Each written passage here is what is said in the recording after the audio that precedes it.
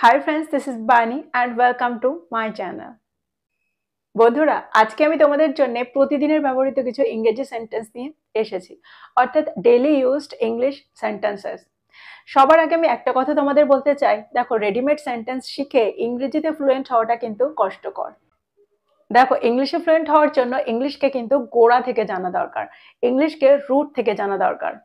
একটা সেন্টেন্স তৈরি করার জন্য শুধু ওয়ার্ডের জ্ঞান থাকলেই কিন্তু হবে না, কিছু ওয়ার্ডস তোমরা শিখলে আর একটা সেন্টেন্স তৈরি করতে বসলে তোমরা কিন্তু পারবে না। সেন্টেন্স তৈরি করার জন্য সেন্টেন্স কিভাবে তৈরি করতে হয় সেটা জানা দরকার, অর্থাৎ আমাদের টেন্সের জ্ঞানটাও কিন্তু থাকা দরকার। আমি বিশ্বাস করি রেডিমেড সেন্টেন্স শিখে ইংরেজিতে ফ্লুয়েন্ট হওয়া কিন্তু সম্ভব হয় না, ওটা কিন্তু অনেকটাই সময় লাগে। দেখো রেডিমেড সেন্টেন্স কিছুদিন পরে আমরা সবাই ভুলে যাই যদি আমরা খুব প্র্যাকটিস না করি। আর ঠিক সেই কারণে আজকের ভিডিওটাতে আমি প্রত্যেকটা টেন্সকে এক্সপ্লেন করার চেষ্টা করব, প্রত্যেকটা সেন্টেন্সকে আমি কোন স্ট্রাকচারে তৈরি করছি সেটা এক্সপ্লেন করার চেষ্টা করব। তো আজকের ভিডিওটাও কিন্তু খুবই ইম্পর্টেন্ট, খুবই ফ্রুটফুল হতে চলেছে। তোমরা কোথাও যাবে না, আমার সাথে ভিডিওটা একদম শেষ পর্যন্ত থাকবে। যারা চ্যানেলে নতুন অর্থাৎ প্রথম আমার ভিডিও দেখছো তারা প্লিজ চ্যানেলটাকে সাবস্ক্রাইব করে নিও, তাহলে যখনই আমি ভিডিও আপলোড করব তোমরা নোটিফিকেশন পেয়ে যাবে। তো আর দেরি না করে চলো শুরু করা যাক আজকের ভিডিও। প্রথম সেন্টেন্সটা হলো সে খুব ভালো গিটার বাজায়। দেখো সেন্টেন্সে যখন কোনো ইনস্ট্রুমেন্টকে বাজানোর কথা হবে, বাজানো বোঝাবো, তখন কিন্তু আমরা সেন্টেন্সে প্লে এর ব্যবহার করব। অর্থাৎ যখন কোনো বাদ্যযন্ত্র বাজানোর কথা হবে তখন আমরা সেন্টেন্সে প্লে এর ব্যবহার করব। তো সেন্টেন্সটা কি হবে? She plays the guitar very well. She plays the guitar very well. যদি আমি বলি আমি খুব ভালো পিয়ানো বাজাই, তাহলে সেন্টেন্সটা কি হবে? I play the piano very well. I play the piano very well. দুটো সেন্টেন্সকে খুব ভালো করে লক্ষ্য করলে তোমরা দেখতে পাবে প্রথম সেন্টেন্সটাতে আমি কিন্তু সাবজেক্টের পরে যে ভার্বটা ব্যবহার করেছি তার সাথে এস কে যোগ করেছি, অর্থাৎ she plays the guitar very well. She plays the guitar very well. এই সেন্টেন্সে যে সাবজেক্টটা আছে এটা কিন্তু থার্ড পারসন সিঙ্গুলার নাম্বার, আর ঠিক সেই কারণে আমরা যে ভার্বের ব্যবহার সেন্টেন্সে করেছি তার সাথে আমরা এস বা ইএস কে যোগ করব। তো এখানে আমরা এস কে যোগ করেছি। পরের সেন্টেন্সটাতে I play the piano very well. এখানে যে সাবজেক্টটা আছে অর্থাৎ আই, এটা কিন্তু ফার্স্ট পারসন, এটা কিন্তু থার্ড পারসন নয়, আর ঠিক সেই কারণে আমরা ভার্বের সাথে এস বা ইএস কে যোগ করব না। আমার মনে হয় এবার সেন্টেন্স দুটোকে তোমরা বুঝতে পারলে। এই সেন্টেন্স দুটোকে যদি আমি নেগেটিভ সেন্টেন্স তৈরি করতে যাই তাহলে কিভাবে করব? তখন কিন্তু আমরা যে সেন্টেন্সে এস এর ব্যবহার করেছি ভার্বের সাথে সেই সেন্টেন্সকে কিন্তু ডাজ দিয়ে নেগেটিভ করব, অর্থাৎ ডাজ নট দিয়ে আমরা নেগেটিভ করব। আর যে সেন্টেন্সে আমি শুধু ভার্বের ব্যবহার করেছি অর্থাৎ তার সাথে এস বা ইএস কে যোগ করিনি, সেখানে কিন্তু শুধু ডু নট দিয়ে আমরা সেন্টেন্সটাকে নেগেটিভ সেন্টেন্স তৈরি করব। যদি আমি বলি সে খুব ভালো গিটার বাজায় না, তাহলে সেন্টেন্সটা কি হবে? She doesn't play the guitar very well. She doesn't play the guitar very well. যদি আমি বলি আমি খুব ভালো পিয়ানো বাজাই না, তাহলে কি হবে? I don't play the piano very well. I don't play the piano very well. দেখো সেন্টেন্স দুটো সিম্পল প্রেজেন্ট টেন্সে ছিল, আর সিম্পল প্রেজেন্ট টেন্সে শুধু আমরা এই ফর্মুলাগুলোই মনে রাখবো। সিম্পল প্রেজেন্ট টেন্সের স্ট্রাকচারটা তোমরা ভালো করে দেখে নাও। Subject plus first form of the verb plus object, অর্থাৎ সেন্টেন্সে প্রথমে আমরা সাবজেক্টের ব্যবহার করব, তারপর ভার্বের ফার্স্ট ফর্ম, আর তারপরে অবজেক্ট।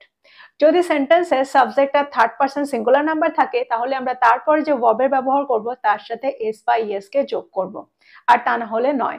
আর তারপরে আমরা অবজেক্টের ব্যবহার সেন্টেন্সে করব। পরের সেন্টেন্সটা দেখো, আমি আমার হেডফোনে গান শুনছি।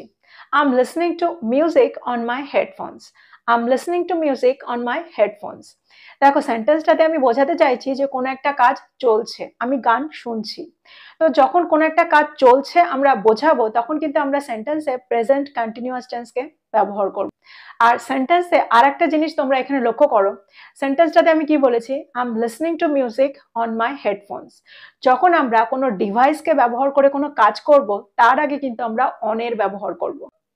ফর এক্সাম্পল, যদি আমি বলি আমি ইউটিউবে একটা ভিডিও দেখছি, তাহলে কি বলবো? I am watching a video on YouTube. I am watching a video on YouTube, যার অর্থ হলো আমি ইউটিউবে একটা ভিডিও দেখছি। যদি আমি বলি আমি টিভিতে একটা সিনেমা দেখছি, তাহলে সেন্টেন্সটা কি হবে? I am watching a movie on TV. I am watching a movie on TV. এবার যদি আমি বলি আমি আমার হেডফোনে গান শুনছি না, অর্থাৎ সেন্টেন্সটাকে আমি নেগেটিভ সেন্টেন্স তৈরি করতে চাইছি, তাহলে সেন্টেন্সটা কি হবে? I'm not listening to music on my headphones. I'm not listening to music on my headphones. তাহলে তোমরা বুঝতে পারলে আমরা প্রেজেন্ট কন্টিনিউয়াস টেন্সকে কি করে তৈরি করছি আর এই সেন্টেন্সগুলোকে আমি কি করে নেগেটিভ সেন্টেন্স তৈরি করতে পারি। আর একটা সেন্টেন্স দেখো, সে তার কম্পিউটার ঠিক করছে। সেন্টেন্সটা কি হবে? He is fixing his computer. He is fixing his computer. দেখো, আমরা কোনো ডিভাইস ঠিক করার ক্ষেত্রে ফিক্সের ব্যবহার করতে পারি। এখানে কিন্তু আমরা রিপেয়ারের ব্যবহারও করতে পারি। দেখো, কোনো সম্পর্ক ঠিক করার ক্ষেত্রেও কিন্তু আমরা ফিক্সের ব্যবহার করতে পারি। যদি আমি বলি আমি আমাদের সম্পর্কটা ঠিক করার চেষ্টা করছি, তাহলে সেন্টেন্সটা কি হবে? I'm trying to fix our relationship. I'm trying to fix our relationship. তাহলে আমরা বুঝতে পারলে সেন্টেন্সে যখন আমরা কোনো ডিভাইসকে ঠিক করার কথা বলবো তখন আমরা ফিক্সের ব্যবহার সেন্টেন্সে করতে পারি। আবার কোনো সম্পর্ক ঠিক করার ক্ষেত্রেও কিন্তু আমরা ফিক্সের ব্যবহার সেন্টেন্সে করতে পারি। এবার আমরা দেখব প্রেজেন্ট পারফেক্ট টেন্স, অর্থাৎ প্রেজেন্ট পারফেক্ট টেন্সকে আমরা কি করে তৈরি করতে পারি।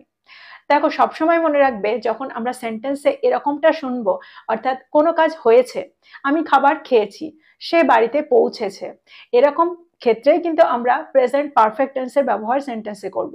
আর ফর্মুলাটা কি হবে, স্ট্রাকচারটা কি হবে?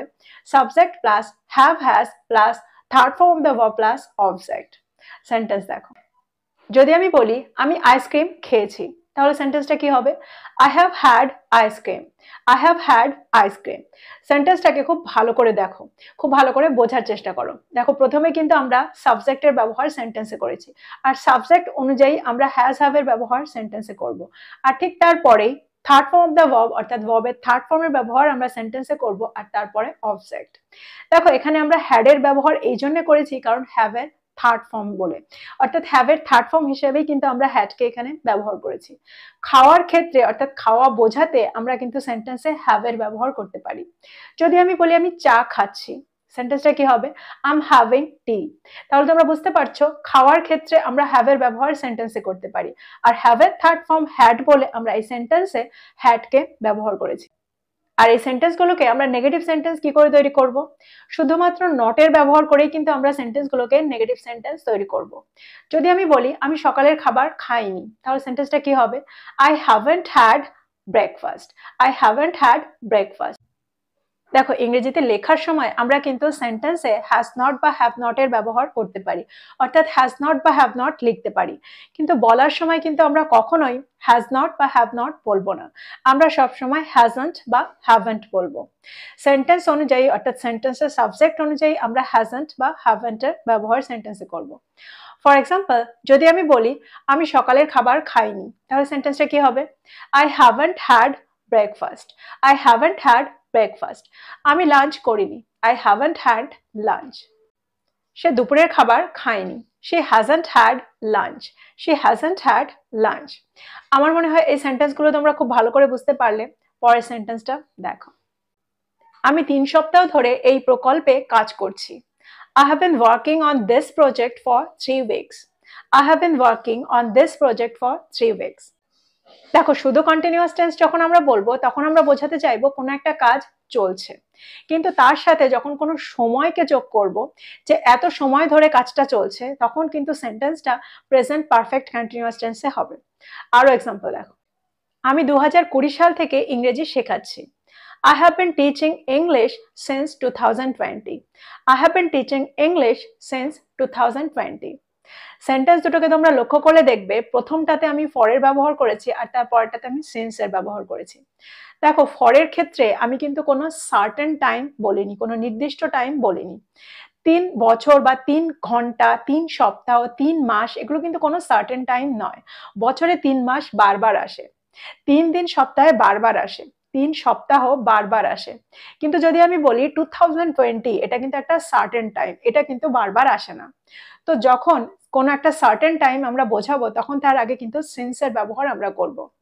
যদি আমি বলি সকাল থেকে বৃষ্টি হচ্ছে, তাহলে সেন্টেন্সটা কি হবে? It has been raining since morning. It has been raining since morning. তাহলে তোমরা বুঝতে পারছো সকাল কিন্তু দিনে একবারই আসে। তো এখানে কিন্তু আমরা সিন্সের ব্যবহার সেন্টেন্সে করব। আজকের ভিডিওতে এই পর্যন্ত যে টেন্সগুলো তোমরা শিখলে, যে সেন্টেন্সগুলো তোমরা শিখলে, সেগুলোকে খুব ভালো করে প্র্যাকটিস করো। দেখো, এই স্ট্রাকচারে এই টেন্সগুলোতে আরো সেন্টেন্স তৈরি করো আর সেগুলোকে ব্যবহার করার চেষ্টা করো। দেখবে খুব সহজেই টেন্সগুলোকে তোমরা শিখে গেছো।